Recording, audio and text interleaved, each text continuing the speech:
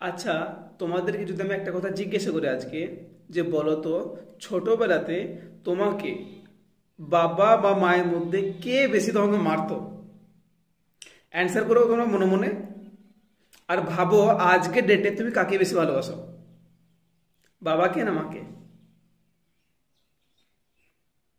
দেখো, উত্তর হবে এইটা, যার হাতে মার খেয়েছো নিশ্চয়ই তাকে তো ভালোবাসো না। এবার এটার মানে আমি এটা বলতে চাইছি না যে হয়তো বাবা মাকে কাউকে ভালোবাসছো না, এটা না। মানে দেখবা বাবা আর মায়ের মধ্যে একজনকে জান সে অন্তর থেকে ভালোবাসো, আর একজনকে ভালো তো বাসো, কারণ সে তো বাবা বা মা হয়, ঠিক আছে? কিন্তু ওই রকম করে না যেরকমটা কি বাবা বা মাকে বাসো। আমি আরো খুলে বলে দিই, ছোটবেলাতে সাপোজ করো তুমি হয়তো বাবার হাতে মার খেয়েছো, ঠিক আছে?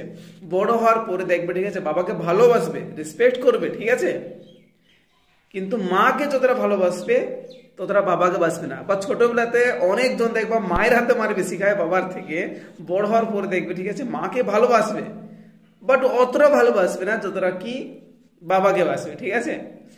তো যেহেতু ওইটা আমার বা তোমার জন্য অ্যাপ্রোপ্রিয়েট লাগু হয়, যে যার হাতে ছোটবেলাতে মার খেয়েছি বড় হওয়ার পরে হয়তো সে ভালোবাসাটা থাকে না, ঠিক আছে, সেহেতু আমি বা আমাদের, তোমাদেরও আর কি, ঠিক আছে, সেহেতু তোমাদেরও এটা ভেবে নেওয়া দরকার, ঠিক আছে, আজকে যদি আমার বাচ্চাকে আমি বকি বা মারি, আনেওয়ালা টাইমে আমাকে ভালো কি করে বাসবে? বাসবে না, ঠিক আছে? তার জন্য বলছি এখনই সেই সুযোগ, এখনই সেই সুযোগ। তুমি তোমার ছেলে মেয়ের সঙ্গে যেরকমটা আশা করো যে ও আমার প্রতি ব্যবহার করুক, সেই ব্যবহারটা আজকে এবং এখন থেকে শুরু করে দাও।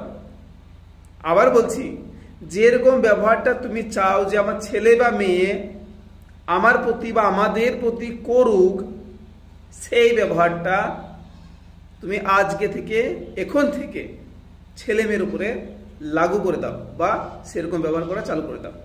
দেখবে আনেওয়ালা টাইমে এটা কিন্তু সঙ্গে সঙ্গে মিলার রেজাল্ট না, ঠিক আছে?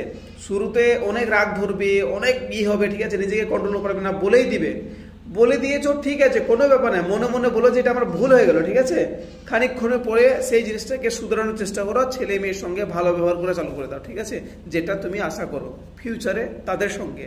দেখবে তোমার ফিউচার আজ থেকে 3 বছর পরেই তুমি, তোমার ফিউচার বলছিলাম, দেখে নেবে আজ থেকে 2-3 বছর পরে ওর ব্যবহারের মধ্যে চেঞ্জিং চলে এসছে, মানে ছেলে বা মেয়ের ব্যবহারের মধ্যে পরিবর্তন চলে এসছে, ঠিক আছে?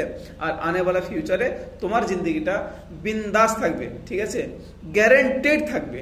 ওকে, তো অল দ্য বেস্ট। প্যারেন্টিংয়ের জন্য ছিল আজকের এই ভিডিওটা।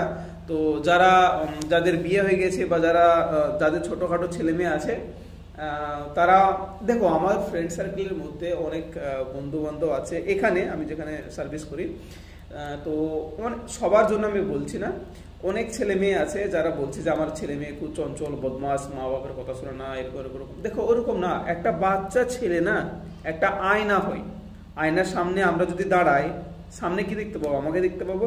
সেরকম বাচ্চা যেরকম না, ঠিক আমাদেরই একটা রিফ্লেক্ট, মানে ওর সঙ্গে নিশ্চয় আমি বা আমার আশেপাশের যে কালচার, পরিবেশ, পরিবার, ওর সঙ্গে ওরকম ব্যবহার করা হচ্ছে, তার জন্যই ওরা এরকম ব্যবহার করছে, ঠিক আছে? তো ইমিডিয়েটলি ইয়া তো তোমাকে সেই কালচার থেকে দূরে আসতে হবে বা নিজেকে পরিবর্তন করতে হবে বাচ্চার ভবিষ্যতের জন্য, তাদের ফিউচারকে ভালো রাখার জন্য। ওকে, বেস্ট অফ লাক, আসসালামু আলাইকুম, থ্যাংক ইউ।